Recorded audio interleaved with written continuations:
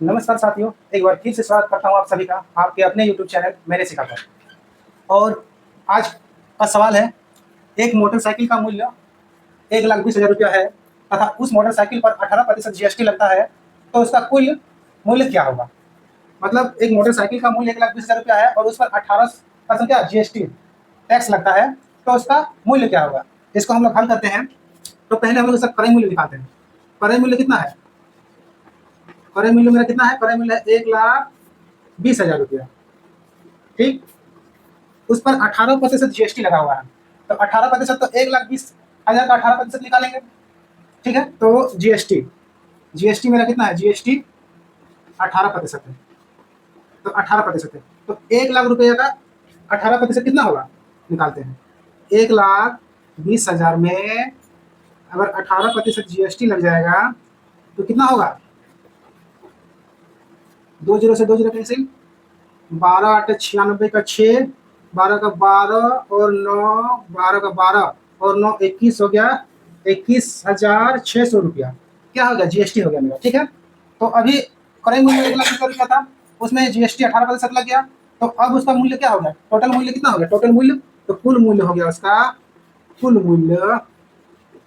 मूल्य इसका हो गया 1,20,000 को 21,600 में जोड़ देंगे, 2 जीरो से 2 जीरो 6 और इधर हो गया 1 और 2 2 4 और यहाँ हो गया 1,41,600 रुपया कुल लागत, उसका कुल मूल्य, मोटरसाइकिल का कुल मूल्य कितना हो गया मेरा, 1,41,600 रुपया। ठीक, अब दूसरा सवाल देखते हैं। एक साइकिल को 550 रुपया में बेचने पर 10% का लाभ होता है। 30% लाभ पाने के लिए वस्तु को कितना में बेचा जाएगा। 550 रुपया विक्रय मूल्य हो गया, 550 रुपया में बेचने पर 10% का लाभ होता है, तो पहले उसका क्रय मूल्य निकालना होगा। ठीक है, तो 550 रुपया में बेचने पर, अगर 550 रुपया में बेच रहा है तो 10% का लाभ हो रहा है, इसका मतलब क्या हो गया, विक्रय मूल्य क्या हो गया उसका 110%, तो 110% का वैल्यू कितना दिया हुआ है, 550 रुपया। ठीक हो गया, ये हो गया इसका क्या, विक्रय मूल्य, विक्रय मूल्य। ठीक, क्रय मूल्य इसका निकालना, तो कैसे क्रय मूल्य निकालेंगे, 100%, 100% क्रय मूल्य होता है, तो 100% का मान कितना होगा, 100% का मान हो गया मेरा x, नहीं मालूम है। ठीक है, इसको इसके साथ से गुना करते हैं, 110x बराबर 550 गुना 100, x का वैल्यू निकाल देते हैं, 550 गुना 100 बटा में 110। ठीक है, 1 जीरो से 1 जीरो कट गया, 55 को 11 से काटे 5 बार में, फिर मेरा कितना आ गया, 500 रुपया।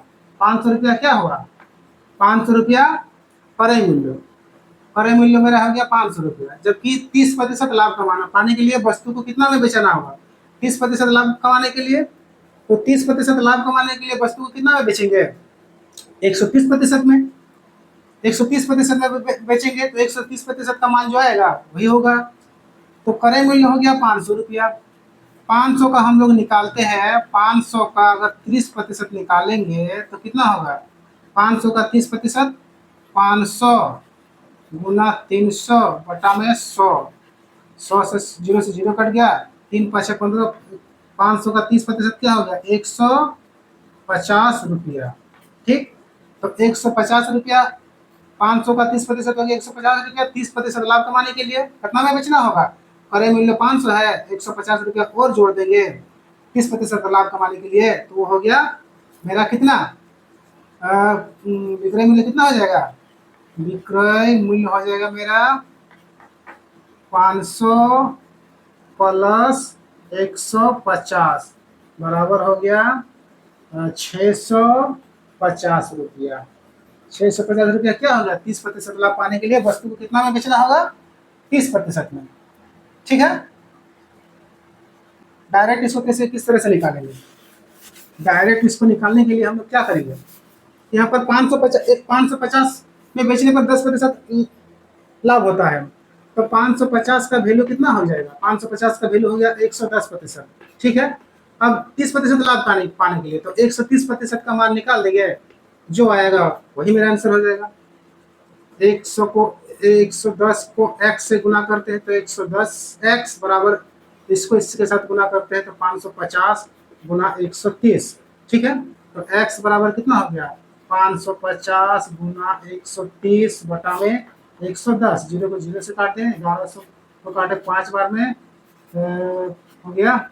फिर इसको गुना कर देते, 130 को 5 से गुना कर देते, 5 जीरो जीरो, 5 के 15, 5 का 5, 650, 650 रुपये लाभ हो गया। यदि वीडियो आप लोग अच्छा लगा है तो चैनल को जरूर सब्सक्राइब कीजिए और कमेंट में बताइए जरूर कि वीडियो कैसा लगा। आशा करते हैं आप लोग को समझ में आ गया होगा। अगले वीडियो में, तब तक के लिए जय हिंद।